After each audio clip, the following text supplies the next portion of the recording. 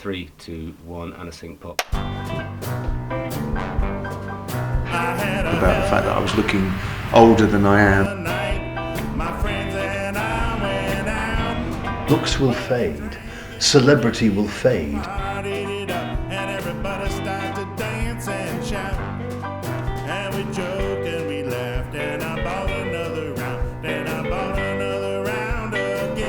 Old people can be spontaneous and do great improvisation.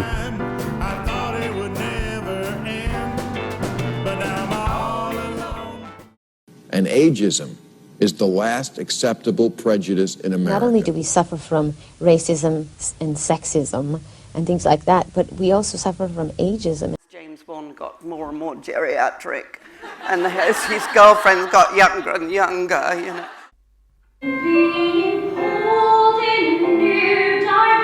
Performing arts is known to be one of the most accepting forms of expression in modern society.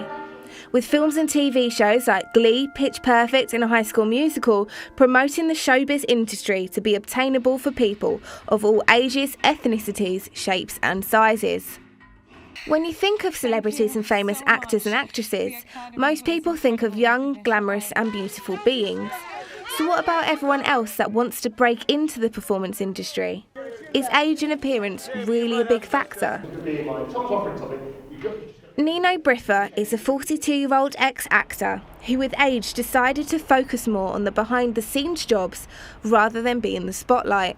Most of my involvement in acting has been sort of on the other side, in directing and organising and producing stuff and stuff like that. But I suppose I believe that ageism does play a part as you get older. And in the sort of roles that you might be asked to do and whether you could lead a performance after a certain age, you're probably seen as not a lead person, a front man, a lead actor.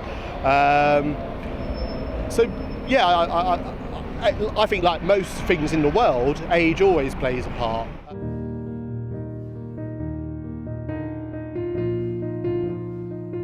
Ageism is not just a problem for the older generation either.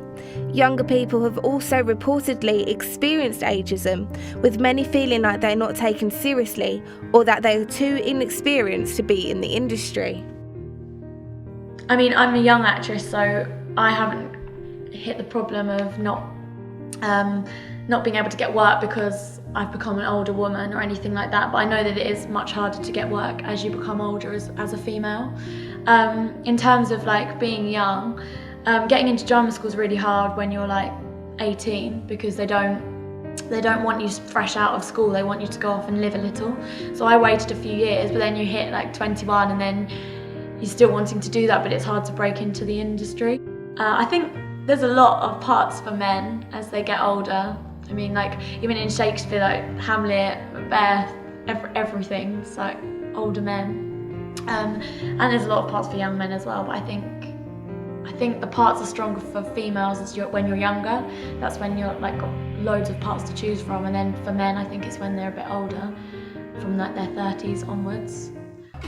So is this just an issue for those in the spotlight, or is everyone in the industry affected? Welcome to the music industry. Freeloading orgy of assholes. When I first started, I experienced prejudice because I was so young in my job and people didn't think that I could be experienced enough to do my job. So I adapted somewhat and became a bit more mature and a bit more experienced, and I fed on stories and anecdotes and things like that. And that started to backfire after a little while because a new generation of young directors and producers started coming up through the industry and started actually literally calling me an old fart. So you have to constantly adapt in this industry. It's so fickle. People work with the people they want to work with rather than generally who has the best CV and who is the best suited to it. There is a lot of who you know, not what you know, rather than it being so cut and dry on those specifications. The belief that the acting industry is ageist is not one shared across the profession, and there are some benefits to being an older performer. Now, I think that women, as they get older, There are more prime roles for them. Because the fantastic role models are the likes of Judi Dench and Helen Mirren, who is a cover girl that you see in every magazine now, and character actresses like that, they are really, I think, coming into their own at the age of 60, 70. So it seems no one is saying that older people are deteriorating in their acting abilities, but the physical demands of the job does prompt some challenges. As you get older, your ability to remember lines, to remember moves, to be the person you were when you were 30 doesn't work. Unless you use, as I have to do sometimes, little props, little cheats that you have on stage with you until somebody changes the playing cards and they fall on the floor and you can't find the one which has got your next line on it.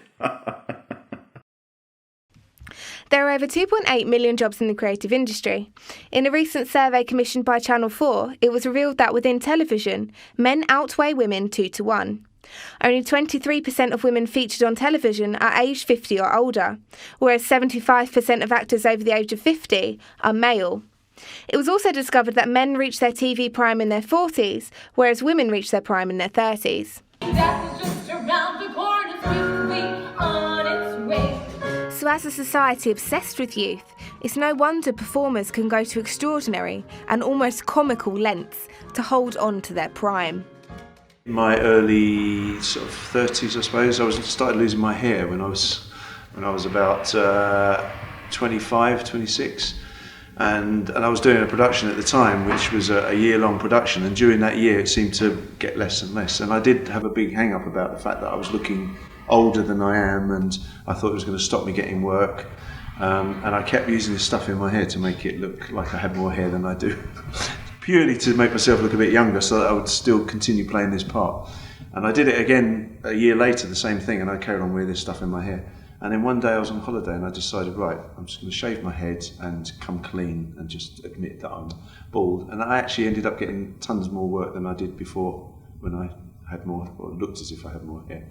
So yeah, looking older actually did me a favour. Many actors still consider their youthful looks to be the key to getting roles. I'm 52 and I looked very young when I left drama school.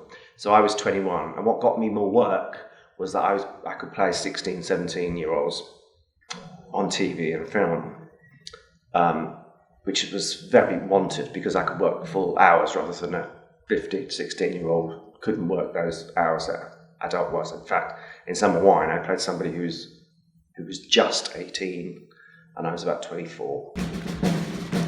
However, as they get older, this youthful appearance can be more of a burden as it stops actors from getting more age-appropriate parts. No, I mean, I go up for fewer jobs nowadays because they're not there. I'm a grandfather. I like to think, we all like to think, I don't look my age, I'm 68.